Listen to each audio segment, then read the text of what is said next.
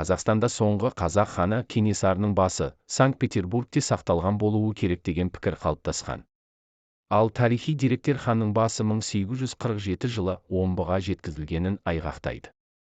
Көтеріліс Ақмоланы өртеп жіберуден басталды.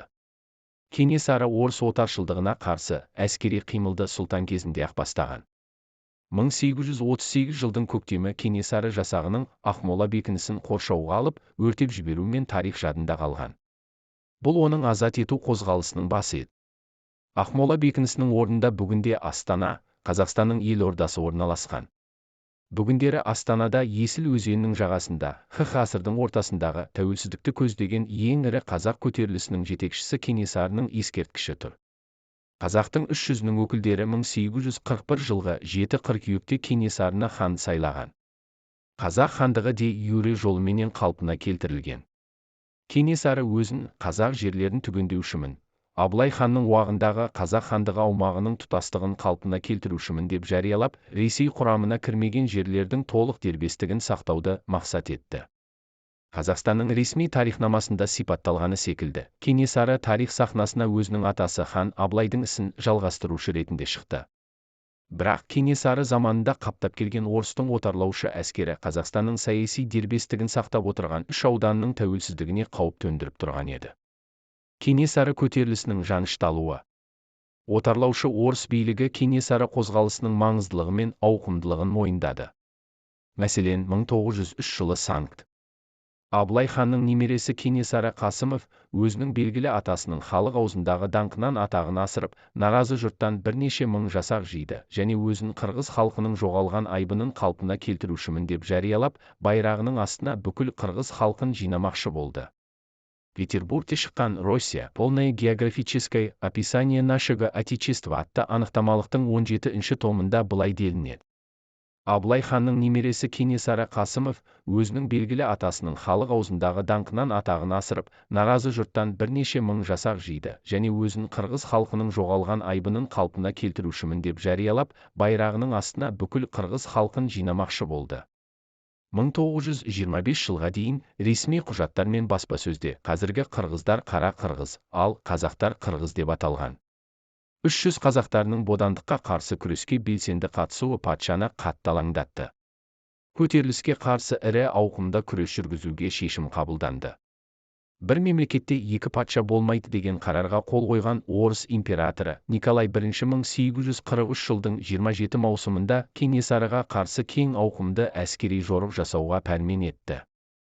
Бүлікшілерге қарсы отарлаушы армияның тұрақты жасақтарының жекелеген топтары, сол замандағы ең озық қарумен қаруланған бөлімдері ғана емес, сонымен бірге Жантөрин, Айшуақов секілді сұлтандар бастаған қазақ атты әскері жіберілді. Алайда әскерінің саны 20 мыңға дейін барған Кенесары хан жеңілісті тұрақты патша әскерінен тапқан жоқ.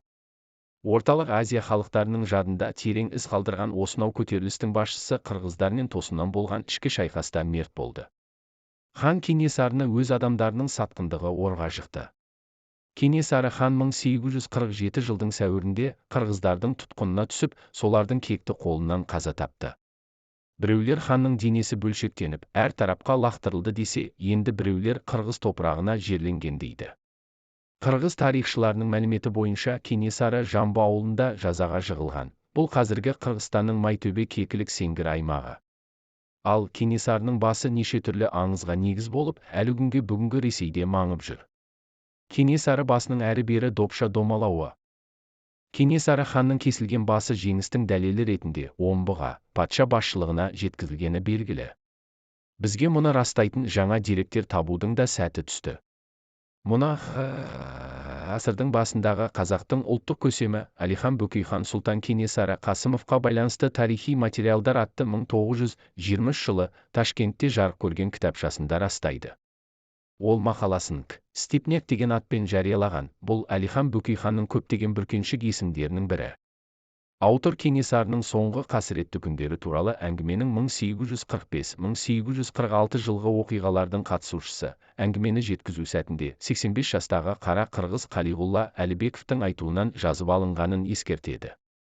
Сол куәгердің айтуынша, Кенесарының кесілген басына иелік етуші, қырғыз манабы Жантай Қарабековке бүлікші ханның басын орысқа тарту ет деп ақыл берген қазақ ру басыларының бірі Сыпатай мен Рүстем Сұлтан болыпты. Дәл осы екі адамның сатқындығынан Кенесарының шағын қолы қоршауға түсіп, Кенесары ханды қырғыздардың тұтқындағаны тарихи шындық. Қырғыздармен шешуші шайқасқа түсер алдында Сыпатай мен Рүстем бірнеше мыңдық атты әскерін ұрыс даласынан алып кеткен. Ханды сатып кеткендер орыс билігінен тағы сыйлық алмақшы болған. Сол кезде орыс генерал-губернаторы князь Горчаков та сұлтан Кенесары Қасымовтың қазасын естиді. Бұған риза болған князь Горчаков қырғыз, қазақ, шоншар және тілмәш Бектайыр мен Әлім арқылы сұлтан Кенесарыны жеңген негізгі адамдарды марапаттау үшін өзіне шақырады делінеді сұлтан Кенесары Қасымовқа қатысты тарихи материалдар атты еңбекте. Сол кітапшада орыс генерал-губернаторының Кенесары ханның басын сұрағаны жайында бірде-бір сөз жоқ. Дей тұрғанмен ханның басы князь Горчаковтың қолына түспей тұрып, қазақ руының көсемі Сыпатай мен Рүстем Сұлтанға, Алматыға жеткізілген. Бұларға манап Жантай Қарабеков Қапал ауданы қазақтарының тұтқынынан тағы бір қырғыз манабын босатуға жәрдем сұрап келген болатын. Содан соң Кенесарының басы орыс патшасының Қапалдағы өкіліне берілген. Ал Кенесары сұлтанды жеңген басты жеңімпаздар Қапалға барудан жалтарып, ол жаққа өз өкілдерін жіберген. Манап Жантай Қарабеков Қалиғолла Әлібековті жіберген. Қазақтан Сыпатай мен Рүстемнің өздері барған. Ол екеуі Кенесарының өліміне, сонымен бірге бүкіл қазақтың ұлт азаттық көтерілісін жеңіліске әкеп соққан. Тағы орыстың бүкіл орталық Азияны, сол баяғы қырғызды да отарлауының жылдамдауына себеп болған сатқындықтар үшін өкінуден, шамасы, әлі алыс болған. Ол ма, Қалиғолла Әлібековтің айтуынша, князь Горчаков екеуінің қайсысы Кенесары өлімінің негізгі себепшісі екенін білгісі келгенде, Сыпатай мен Рүстем дауласып қалған. Ақыр соңында патшалық күміс медаль Кенесары ханның жазаға жығылуы кезінде басының кесілгені туралы айтып берген Қалиғолла Әлібековқа бұйырған. Генерал-губернатор князь Горчаков қол қойған июля 15 1847 года, город Омск деп көрсетілген куәлікте. Құрметті қырғыз Қалиғолла Әлібековке. Бүлікші Кенесары Қасымовқа қарсы күресте көрсеткен сіздің ерекше батылдығыңыз бен үлгі етерлік жігеріңіз үшін марапаттау ниетіменен, аса мәртебелі император берген биік құзыретпенен мен сізге мойынға тағып жүруге, Георгийлік лентадағы күміс медаль табыстаймын, деп жазылған. Кенесарының басын Кунсткамерадан іздеуде. Оқта-текте Санкт-Петербургке ғылыми және іздеу экспедициялары жіберіліп қояды. Қазақстанда әлі күнге Кенесары ханның басы Петрлік Кунсткамерада, немесе қазіргі ресми атауымен айтқанда, Ресей ғылым академиясының Санкт-Петербургтегі Петр I атындағы антропология және этнография мұражайында Кунсткамерада сақтаулы деген таңылмалы пікір айтылып келеді. Кенесарының қалдықтары Эрмитажда дегенде пікір бар. Бұл күнде осы ойдың қашан және кімнен шыққанын анықтау мүмкін емес. Кенесары ханның басын табуға бұған дейін де әрекеттер болды. Қазірде іздеп жатқандар бар. Жекелеген ынталылар, ғалымдар және тұтас институттар ғана емес, сонымен бірге оқта-текте мемлекетте оны табуға әрекет жасады. Соңғы рет 2004 жылдың 4 қарашасында Қазақстанның бас консульдігінің Кунсткамераға ресми сұрау жібергені Санкт-Петербургке барған сапарда белгілі болды. АЭМ директоры Юрий Чистов пен антропология бөлімінің меңгерушісі Валерий Хартанович қол қойған жауап хатта Кенесары Қасымовтың басы деген заттың бұл тарихи қайраткерге қатысты басқа да заттардың мұражай қорынан табылмағаны айтылған. Кенесары Қасымовқа қатысты қандай да бір заттың бұрын біздің мұражайда болғанын куәландыратын да ешбір құжат жоқ делінген. Азаттық радиосына берген сұхбатында Ефим Резван бізге жасырғаннан гөрі жасырмаған жақсы деп жүрекжарды мәлімдеме жасады. Және сол сөзінің дәлелі ретінде, мәселен, Кунсткамера басшылығының мұражай қорында ғасырдағы қазақ батыры Кейкінің бас сүйегінің бар екенін жасырмағанын айтты. Сөйтіп, Ефим Резван қазақтың соңғы ханынан қалған тән немесе сүйек қалдықтары Эрмитажда да болуы мүмкін емес деген түйін жасайды. Ондай экспонаттарды Эрмитаждан іздеу бекершілік. Себебі ондай дүниелер тек Кунсткамераға ғана жолданып отырды. Ондай экспонаттарды Эрмитаждан іздеу бекершілік. Себебі ондай дүниелер тек Кунсткамераға ғана жолданып отырды. Сондықтан, егер Кенесарының басы Кунсткамерада болмаса, онда еш жерде жоқ деген сөз. Сондықтан, егер Кенесарының басы Кунсткамерада болмаса, онда еш жерде жоқ деген сөз деп үзілді-кесілді мәлімдеді Ефим Резван. Ханның басы омбыға жетіп жоғалады. Соңғы рет Кенесарының басы қайдағы бір жерде емес, омбыда болған.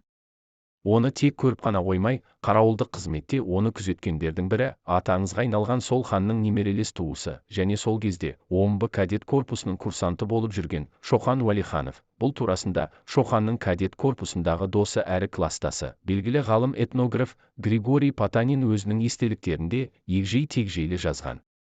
Мұнда талқыға салатын бір жайт бар. Ефим Резван айтқандай, Петрлік уақыттан бері Кунсткамераға Ресей империясының түкпір-түкпірінен әртүрлі қазбалардан табылған айрықша антропологиялық, этнографиялық заттар жолданып отырған. Кенесары ханның ғана басы емес, қазіргі кез келген адамның да басы айрықша антропологиялық немесе этнографиялық зат ретінде қарастырылмайды, ал өнер туындысы ретінде тіпті қарастырылмақ емес, бұл айдан анық. Сол себепті расында да Кунсткамера мен Эрмитаж хан басы қойылатын орындар емес. Жеңілген қарсыластың басы қолында болған адамның қатардағы патша шенеунігі еместігі де маңызды жайт. Ол Тобыл және Томск округінің генерал-губернаторы, Сібір қырғыздарының бірінші бастығы және жеке Сібір корпусының командирі, инфантерия генералы, князь Горчаков. Князь Горчаковтың өзі қол қойған Кенесарыны жеңген басты жеңімпаздарды марапаттау туралы куәліктен. Ол патша тарапынан көрсетілуі тиіс терең ризашылықпен марапатты көздеп, қазақ ханның басын бір мемлекетте екі патша болуға тиіс емес деп санайтын император Николай I-ге тікелей жолдады десе, әлдеқайда ақылға қонымдырақ болар еді. Орыс императорының өкілі қазақ хан мәйітінің қалдықтарын не істесе де, патшалық бюрократиялық машинаның кіділігін білетін, ол өз әрекетін генерал-губернатор кеңсесінің құжаттарында бекітуге тиіс еді. Ал князь Петр Горчаковтың кеңсесінің омбыда болғаны белгілі. Кенесары хан мәйітінің қалдықтары әскери олжа ретінде де қарастырылмайды.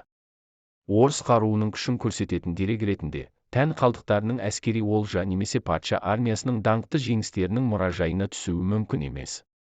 Өйткені жоғарыда айтылғандай, орыс отаршылдарына қарсы 10 жылдан аса қанды соғыс жүргізген Кенесары хан орыс қаруынан опат болған жоқ. Кенесары ханның басы Кунсткамераға немесе тағы бір орынға жеткізілгенін куәландыратын қандай да бір деректің не құжаттың болмауын ескерсек және ғалым-этнограф Григорий Потаниннің естеліктерін басшылыққа алатын болсақ, онда бір ғана қисынды сұрақ туындайды. Жалпы, соңғы қазақ ханның басы Омбы қаласының аумағынан тіпті Сібір аумағынан шықты ма екен? Егер хан жазаға кесілген Жамбы ауылынан бастап, хан басының Алматыға, Қапалға және одан ары Омбыға барған жолын бақыласақ, онда іздің тура сол Омбыда жоғалатынын байқаймыз. Сол себепті жоқ іздеуді дәл сол Омбыдан бастаған ақылға қонымды. Не болған жағдайда да Кенесары ханның басын табуға тырысып көрдік. Бірақ барлық деректер өшіп кеткен. Бұл жерде бір шикілік бары анық. Арнамыз ұнаса тіркеліп, лайк басып кетіңіз.